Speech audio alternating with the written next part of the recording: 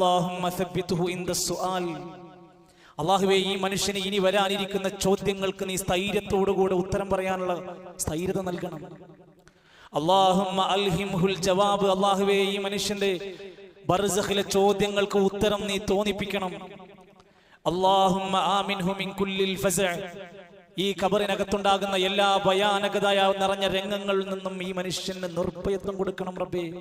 തുടങ്ങിയ തസ്ബീഹിന്റെ പ്രാർത്ഥനകൾ നമ്മൾ ചൊല്ലുമ്പോൾ നമ്മുടെ മനസ്സിൽ ആദ്യം ഉണ്ടാകണം, ഖബറിനകത്ത് ചില ചോദ്യങ്ങൾ വരാനുണ്ട്. അപ്പോഴാണല്ലോ ഉത്തരം കിട്ടാൻ വേണ്ടി പ്രാർത്ഥിക്കുന്നത്. ഖബറിനകത്ത് ഉത്തരങ്ങൾ ലളിതമായി പറയാൻ കഴിയേണ്ടതുണ്ട്. ഖബറിനകത്തു ചില ഭയാനകതകൾ ഉണ്ട് എന്ന് വിശ്വസിക്കുന്നവരാകണം നമ്മൾ. അപ്പോഴല്ലേ ആ പ്രാർത്ഥനയ്ക്ക് പൊരുളുള്ളൂ. എന്ന് മാത്രവുമല്ല, ചോദ്യങ്ങൾക്ക് കൃത്യമായി മറുപടി പറഞ്ഞില്ലെങ്കിൽ ഉണ്ടാകുന്ന ഭവിഷ്യത്ത് ജീവിതകാലത്ത് നമ്മൾ പഠിച്ചു മനസ്സിലാക്കി പോകണം. മഹാന്മാരായ ഉലമാക്കന്മാർ ആ വിഷയം രേഖപ്പെടുത്തിയ ഭയാനകമായ രംഗം, ഖബറിനകത്തുള്ള മൻ റബ്ബുക തുടങ്ങിയ ചോദ്യങ്ങൾക്കുള്ള ഉത്തരം പറയാൻ കഴിഞ്ഞില്ലെങ്കിൽ ഉണ്ടാകുന്ന അദാബ്, അല്ലാഹുവിന്റെ വല്ലാത്തൊരു രീതിയാണ്, സമ്പ്രദായത്തെയാണ് ഹദീസുകളൊക്കെ വിശദീകരിക്കുന്നത്. എന്നാൽ ജീവിതം കൊണ്ട്, വിശ്വാസം കൊണ്ട്, കർമ്മം കൊണ്ട്, സ്വഭാവം കൊണ്ട്, സംസ്കാരം കൊണ്ട് നല്ലപോലെ ജീവിച്ച ഒരു മനുഷ്യൻ അതിന് ഉത്തരം പറയാൻ കഴിഞ്ഞാൽ അല്ലാഹു തആല മലക്കുകളോട് പറയും, അത്രേ ഖദ് സദഖ അബ്ദീ, എന്റെ അടിമ പറഞ്ഞിരിക്കുന്ന കാര്യങ്ങളൊക്കെ സത്യസന്ധമാണ്, അവൻ സത്യമാണ് പറഞ്ഞത്. ഫഅഫിരിശൂഹു മിനൽ ജന്നതി. ആ ഖബറിനകത്തേക്ക് സ്വർഗ്ഗത്തിന്റെ ഒരു വിരിപ്പ് വിരിച്ചു കൊടുക്കാൻ പറയുന്നു. വഫ്തഹു ലഹു ബാബൻ ഇലൽ ജന്ന. സ്വർഗ്ഗത്തിന്റെ സുഖാനുഗ്രഹങ്ങൾ ആസ്വദിക്കാൻ വേണ്ടി സ്വർഗ്ഗത്തിലേക്ക് ഒരു കവാടം തുറന്നു കൊടുക്കാൻ പറയുന്നു. നമ്മുടെ നാട്ടിലെ ഖബർസ്ഥാനിലാണ് ഈ പറയുന്നത്. സ്വർഗ്ഗത്തിലേക്ക് ഒരു കവാടം തുറന്നു കൊടുക്കാൻ പറയുമത്രേ. വഅൽബിസൂഹു മിനൽ ജന്ന. സ്വർഗ്ഗത്തിൽ നിന്നുള്ള ഒരു വസ്ത്രം കൊണ്ടുവന്ന ആ മനുഷ്യനെ ധരിപ്പിക്കാൻ മലക്കുകളോട് ആവശ്യപ്പെടുമെന്ന ഹദീസിലൂടെ പുണ്യനായ നബി കരീം സല്ലല്ലാഹു അലൈഹി വസല്ലം നമ്മെ പഠിപ്പിച്ചു. വിശ്വാസികളെ, സഹോദരങ്ങളെ, സുഹൃത്തുക്കളെ, നമ്മളെ പറ്റിയാ ചിന്തിക്കുന്നത്. ഈ രംഗം, ഇങ്ങനെ ഒരു സുന്ദരമായ മുഹൂർത്തം നമ്മുടെ ഖബറുകളിൽ നമുക്ക് ലഭിക്കാൻ സാധിക്കുമോ? ഇന്നത്തെ നമ്മുടെ ജീവിതം വെച്ചിട്ട് നാളെ നമ്മൾ ഖബറിലാണെങ്കിൽ നമുക്ക് ഇന്ന് ആ ചാൻസ് കിട്ടുമോ? സ്വർഗത്തിന്റെ സുഖാനന്ദങ്ങൾ ആസ്വദിക്കാൻ പറയുന്ന രംഗമാണ്. വെളിച്ചം കൊണ്ട് നിറക്കുന്ന ഖബറായി മാറുകയാണ്. ആനന്ദം കൊണ്ട്, ആസ്വാദനം കൊണ്ട് ജീവിക്കുന്ന ഖബറിലെ ആള് പറയുമത്രേ, യാ റബ്ബി യാ റബ്ബി അജ്ജിൽ ഖിയാമസ്സാ. അല്ലാഹുവേ, പെട്ടെന്നൊന്ന് ഖിയാമത്ത് നാളാകണേ.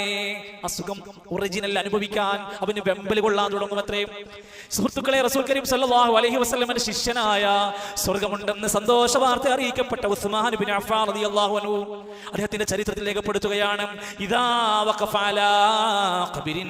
അദ്ദേഹം ഏതെങ്കിലും ഒരു ഖബറിന്റെ അടുത്ത് അങ്ങ് ചെന്ന് കഴിഞ്ഞാൽ ബകാ, അദ്ദേഹം വിങ്ങിപ്പൊട്ടി കരയുമായിരുന്നു. നമ്മുടെ ഖബർസ്ഥാനിൽ കയറി ചെന്നിട്ട് നമ്മുടെ മനസ്സ് കുലുങ്ങിയിട്ട് നമുക്ക് ഇന്ന് വരെ ഒന്ന് കരയാൻ കഴിഞ്ഞിട്ടുണ്ടോ? ഉസ്മാൻ തങ്ങൾ കരയുകയാണ്. കരഞ്ഞിട്ട് സമൃദ്ധമായ അദ്ദേഹത്തിന്റെ താടിരോമങ്ങൾ നനയാറുണ്ടായിരുന്നു. ഫഖാൽ, സ്വഹാബത്തിൽ സുഹൃത്തുക്കളൊക്കെ പലരും ചോദിക്കാൻ തുടങ്ങുന്നുണ്ട്, നിങ്ങൾ എന്തിനാണ് ഇങ്ങനെ കരയുന്നത്? ഈ മണ്ണ് കാണുമ്പോ എന്താ ഇത്ര കരയാനുള്ളത്? ഫഖാല, അദ്ദേഹം പറഞ്ഞ വാക്ക്, ഇന്ന റസൂലല്ലാഹി സ്വല്ലല്ലാഹു അലൈഹി വസല്ലം ഖാൽ. നബി തങ്ങൾ ഒരിക്കൽ പറഞ്ഞിട്ടുണ്ട്, ഇന്നൽ ഖബർ അവ്വലു മൻസിലിൻ മിൻ മനാസിലിൽ ആഖിറ. ഖബർ എന്ന് പറഞ്ഞാൽ ഒരു മനുഷ്യന്റെ പരലോകത്തെ ഒന്നാമത്തെ വീടാണ്. ഇത് കരയാൻ മാത്രമുള്ള വിഷയമുണ്ട്. ഈ ഖബർ എന്നാൽ ഒരു മനുഷ്യന്റെ നീണ്ടു കിടക്കുന്ന, കാലങ്ങളില്ലാതെ അറ്റങ്ങളില്ലാതെ കിടക്കുന്ന പരലോകത്തേക്കുള്ള ഒന്നാമത്തെ വീടാണിത്. ഈ ഖബറിനകത്ത് ശിക്ഷയില്ലാതെ, ഭയപ്പാടില്ലാതെ രക്ഷപ്പെട്ടാൽ ഇനി ഇവിടെ നിന്ന് അങ്ങോട്ടുള്ള ജീവിതം അവന് ലളിതമാണ്, എളുപ്പമാണ്. ബാക്കി കേൾക്കണം. ഈ ഖബറിനകത്ത് രക്ഷപ്പെട്ടില്ല എങ്കിൽ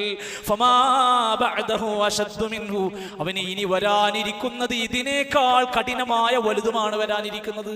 ഖബർ രക്ഷപ്പെട്ടോ, അവൻ രക്ഷപ്പെട്ടു. അവിടെ കുടുങ്ങിയോ, അവിടെ ദുരിതങ്ങളായോ, അവിടെ ശിക്ഷ ഇറങ്ങിയോ, ഇനി വരാനുള്ളതെല്ലാം അതിനേക്കാൾ വലുതാണ്. ആ വാക്ക് കേട്ടിട്ടാണ് ഞാൻ ഇങ്ങനെ കരയുന്നത്. നമ്മുടെ നാട്ടിലെ ഖബർസ്ഥാനുകൾ ആലോചന നോക്കും. ഈ ഫെബ്രുവരി, ജനുവരി, മാർച്ചിലൊക്കെ ഈ മാസങ്ങളിൽ ഖബറുകളുടെ ഉത്സവ പറമ്പുകളുടെ ദിവസങ്ങളാണ്. മഖാമുകളിൽ, കണ്ണൂർ ജില്ലയുടെ വിവിധങ്ങളായ 100 കണക്കിന് മഖാമുകളിൽ ഉറൂസ് നടക്കുന്നത് എന്തിനാണ്? ചിരിക്കാനാണ്, ഉല്ലസിക്കാനാണ്, ആനന്ദിക്കാനാണ്, ആഘോഷിക്കാനാണ് ഖബർ ഉസ്മാൻ റളിയല്ലാഹു അൻഹുവിനെ കരയിപ്പിച്ചത് എന്തുകൊണ്ടാ? നല്ലോണം ഒന്ന് ചിന്തിക്കുക. ഏതൊരു ഖബറും നമ്മളെ പഠിപ്പിക്കുന്നത് അതാണ്. സൂറുഹാ, നിങ്ങൾ ഖബർ സിയാറത്ത് ചെയ്യണം. ഫഇന്നാ തുദക്കിറുകുമുൽ മൗത, അത് മരണത്തെ കുറിച്ച് നിങ്ങൾക്ക് ചിന്തിക്കാൻ നല്ലതാണ്. വതുദക്കിറുകുമുൽ ആഖിറ, പരലോകം എന്നതൊന്ന് നല്ലപോലെ ആലോചിപ്പിക്കാനുള്ളതാണ് ഖബർ സിയാറത്ത്. അതിന് ആന വേണ്ട, അതിന് അമ്പാരി വേണ്ട, അതിന് പൈസ ചാക്ക് വേണ്ട, അതിന് നേർച്ചപ്പെട്ടി വേണ്ട, അതിന് പൂക്കൾ കൊണ്ട് തുലാഭാരം വേണ്ട. സുഹൃത്തുക്കളെ, നമ്മളെ പറ്റിയാ ചിന്തിക്കേണ്ടത്. നമ്മുടെ ഖബറിനെ കുറിച്ച് ആലോചിക്കുക.